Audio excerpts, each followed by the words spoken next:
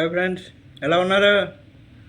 మరి ఈరోజు మనం అందుకునే నియోజకవర్గం గురించి మాట్లాడదాం. ఏంటి, ఎందుకు ఈరోజే ఏ విధంగా చెప్పాలనుకుంటున్నానంటే ఒకసారి వీడియో చూడండి. ఒకసారి వీడియో ప్లే చేస్తాను, చూడండి.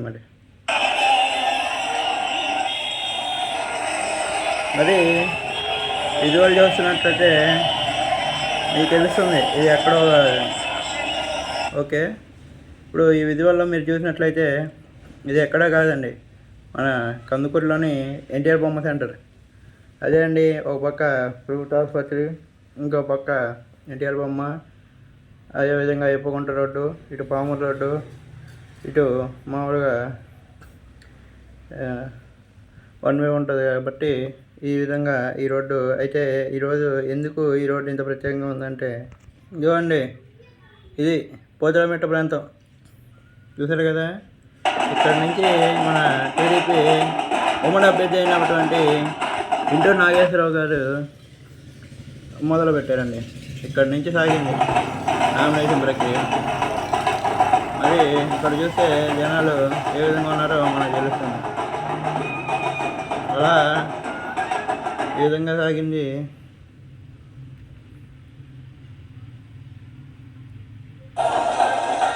ఇది టీడీపీ కార్యాలయం అండి, మా కందుకూరు టీడీపీ కార్యాలయం దగ్గర.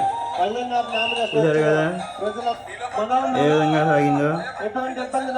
మరి ఆ కార్యాలయం దగ్గర నుంచి మరి నెక్స్ట్ ఇదే అండి, మామూలులోని ఎన్టీఆర్ బొమ్మ సెంటర్, కందుకూరులోని ఎన్టీఆర్ బొమ్మ సెంటర్. ఇప్పుడు చూస్తున్నట్లయితే ఎక్కడికక్కడ రోడ్లు మొత్తం పసుపుమయం అయిపోయినాయని చెప్పాలి. చూడండి, జనాలు రోడ్లు కితకితలాడుతున్నాయి కదా, మొత్తం జనాలతో అలా నిండిపోయింది. ఆ నెక్స్ట్ అలా ఎన్టీఆర్ బొమ్మ సెంటర్ దగ్గర నుంచి ఇవ్వండి, ఎన్టీఆర్ బొమ్మ సెంటర్లో ఇది ప్రధాన ప్రచారాలు ఎన్ఆర్ గారు, ప్రముఖ టీడీపీ నాయకులందరూ దీంట్లో ఉన్నారు.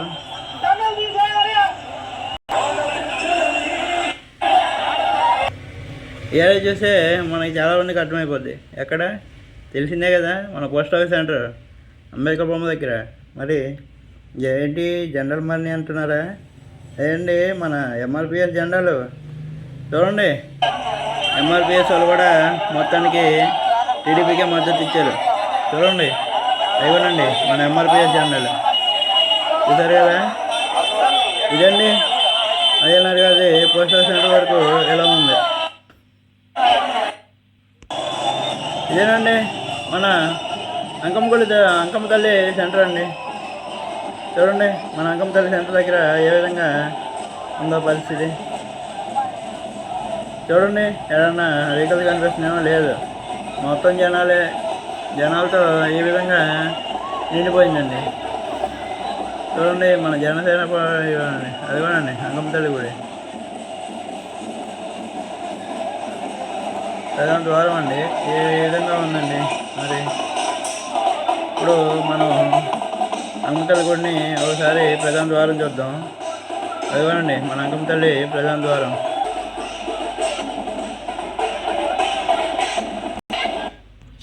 కందుకూరు గ్రామ దేవత అంకమ్మ తల్లి అండి. చూడండి, మరి ప్రత్యేక ఆకర్షణ అంటే చూడండి ఏ విధంగా వేషాలు వేసుకొని సంబరంగా ఎంత బాగా వచ్చారో మనం అర్థం చేసుకోవచ్చు.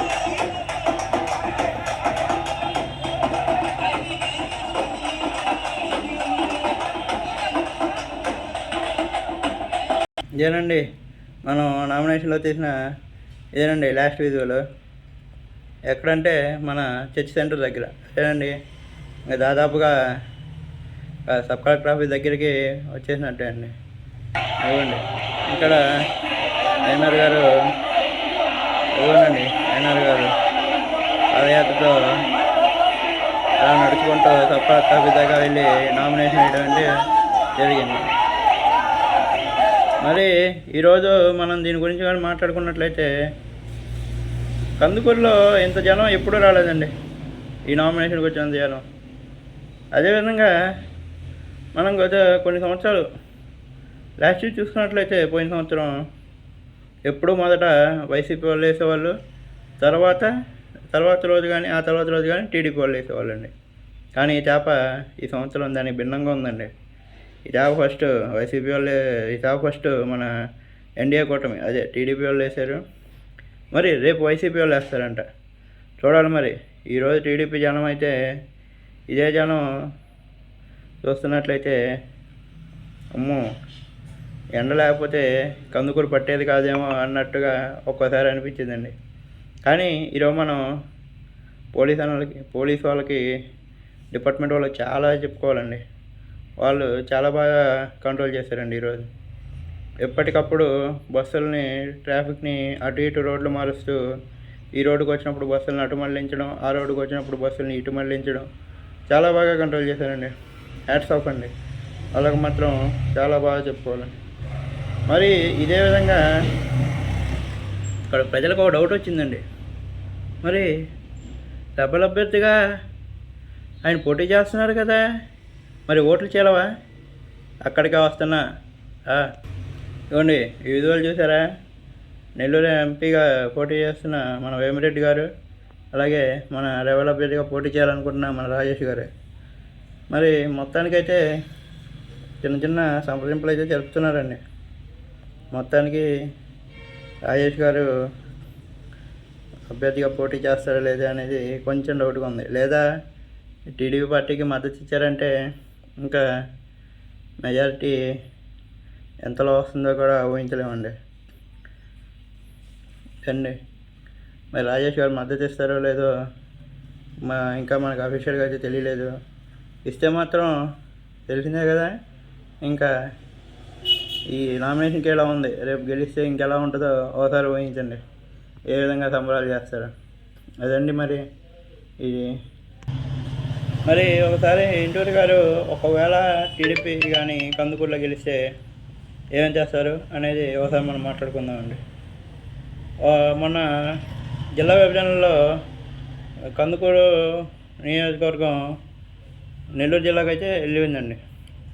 ఇంటూరి గారు చెప్పారు, ఒకవేళ మన టీడీపీ కానీ అధికారంలోకి వస్తే కందుకూరుని మళ్ళీ ప్రకాశం జిల్లాలో కలుపుతాం, మన జిల్లా కేంద్రానికి వెళ్ళడానికి కేవలం గంట అయితే సరిపోతుంది, అదే కానీ 2 గంటలు బట్టే నెల్లూరు మనకొద్దు, మనకి దగ్గరలో ఉండాలి అని నెల్లూరు జిల్లా ప్రకాశం జిల్లాలో కలుపుతామని అన్నారండి. అదేవిధంగా పేపర్ ఇండస్ట్రీ కానీ ఏదైనా 2 ఇండస్ట్రీలు, మెయిన్ పేపర్ ఇండస్ట్రీ నాకు తెలిసి అయితే పేపర్ ఇండస్ట్రీ తీసుకొస్తా అన్నట్టుగా కథనాలు వచ్చాయండి. చూడాలి మరి అవతల పక్క అంటే మేమైతే అభివృద్ధి చేస్తాం, మేము వస్తే కందుకూరిని అభివృద్ధి చేస్తాం అని మాత్రమే చెప్తారు. ఏం అభివృద్ధి చేస్తారు అనేది అయితే తెలియట్లేదు. అభివృద్ధి చేస్తాం అన్న ఒక్క మాట అయితే వైసీపీ వాళ్ళు అయితే చెప్తున్నారు. మరి ఇటు వేమిరెడ్డి గారు అయితే ఇప్పటిదాకా ఎప్పుడూ లేనట్టుగా కందుకూరులో ఒక ఎంపీ ఆఫీస్ కూడా పెడదామని అన్నారండి. మనకు తెలిసి కందుకూరులో ఎంపీ ఆఫీస్ అంటే అసలే తెలియదండి. కానీ వేమిరెడ్డి గారు అయితే ఎంపీ ఆఫీస్ పెడతామన్నారు. చూడాలి మరి ఏమైద్దో. ఒకవేళ గెలిస్తే ఎంపీ ఆఫీస్ వస్తుంది మన కందుకూరుని మళ్ళీ మనం పాత ప్రకాశం జిల్లాలో చూడవచ్చు. అదేవిధంగా మన యువతకు ఉపాధి కల్పించడానికి ఈ పేపర్ ఇండస్ట్రీ అనేది తీసుకొస్తారు. ఒకవేళ మనం ప్రకాశం జిల్లాలో కలిస్తే మన రామాయపట్నం పోర్టు మళ్ళీ మనకి ప్రకాశం జిల్లాకు వస్తుందండి. ప్రకాశం జిల్లా అభివృద్ధికి తోడ్పడుతుంది. ఇదండి మరి చూడాలి ప్రజల ఓటు ఎటువైపు ఉంది. ప్రజల నిర్ణయమే అంతిమం కదండి. ఓటు వేయాలి, గెలిపించుకోవాలి. ఎవరిని గెలిపించుకుంటారనేది వాళ్ళ ఇష్టం అండి. నువ్వు చెప్తేనో నేను చెప్తేనో ఈరోజు తింటారు, రేపు చెప్పలేమండి. అదే అండి అంతిమ నిర్ణయం ప్రజలదే కాబట్టి అలాగే వదిలేయాలి. మరి ఈ వీడియో ఇప్పుడు దాకా చూసినందుకు ధన్యవాదాలండి. Thanks for watching.